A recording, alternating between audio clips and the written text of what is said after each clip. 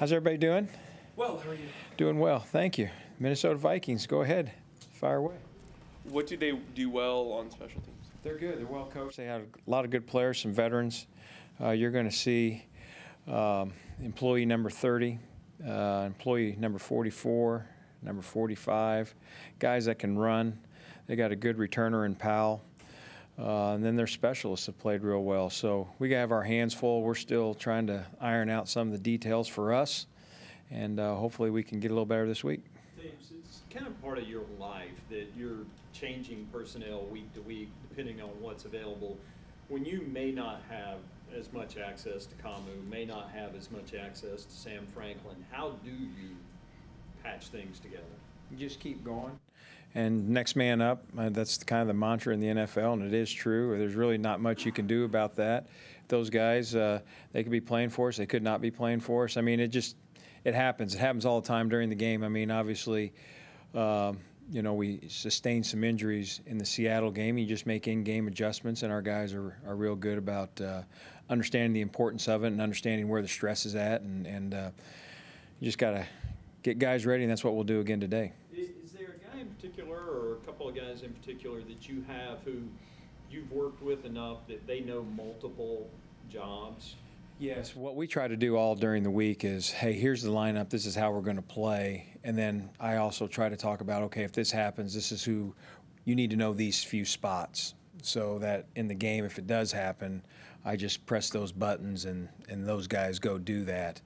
And then you just kind of hope that they're training and coach them up on the sidelines, and hopefully we can play well. There are guys offensively and defensively who are rhythm guys. The more playing time they get, the better they are. In your experience, have you had guys maybe fill in on defense or offense, and that kind of sparked an even better improvement on special teams? Sure, I think so. I think one of the things is when if there's an injury and someone steps up and plays from now me more on special teams, and maybe they haven't been playing, it's their chance. So you get your chance, go for it. And our job as a coach, obviously, is to turn them loose and let them go, and then say, hey, this is it. Go get it.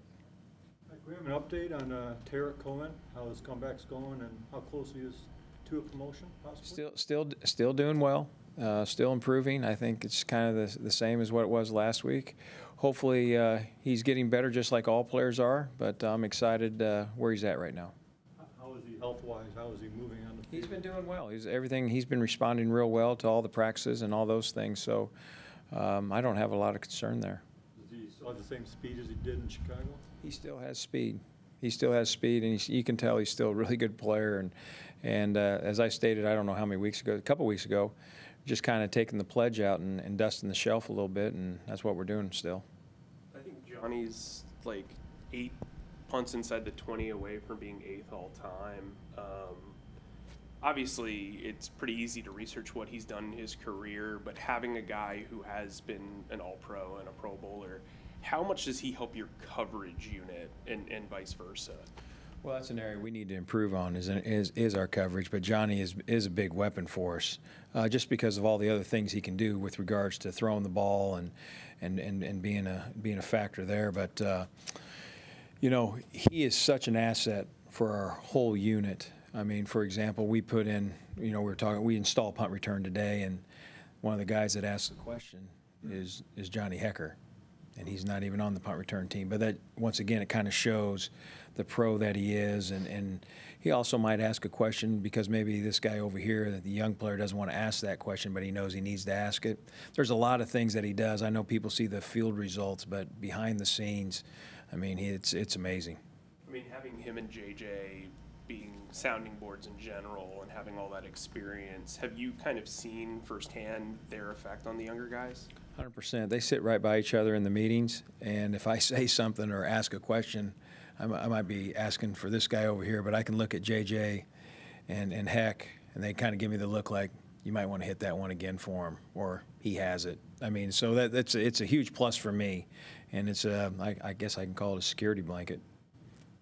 Coach, historically we've seen so many guys really find their opportunity or their footing through the special teams unit. How much do you revel in that as a coach, really being a part of that foundation? Oh, we take it seriously. I think for us, since people will say, well, we deal more with the bottom of the roster. Our job is it kind of goes all the way back to training camp where we said we want you to make our team. If you don't make our team, we want you to make somebody else's team. It's kind of the pride of playing and going. And so when they get the opportunity, whether they get called up from the P squad or whatever, or they were a backup and now they're a four-phase player for us, we're going to make sure that they do well because this is their shot. It's their livelihood. And as a coach, it's my responsibility to make sure that he sets himself up to be successful because obviously he's feeding his family. Franklin's a perfect example of that. Do you anticipate him playing many special team snaps, or is he? We'll have to see how that all shakes out. I probably wouldn't divulge all that right now.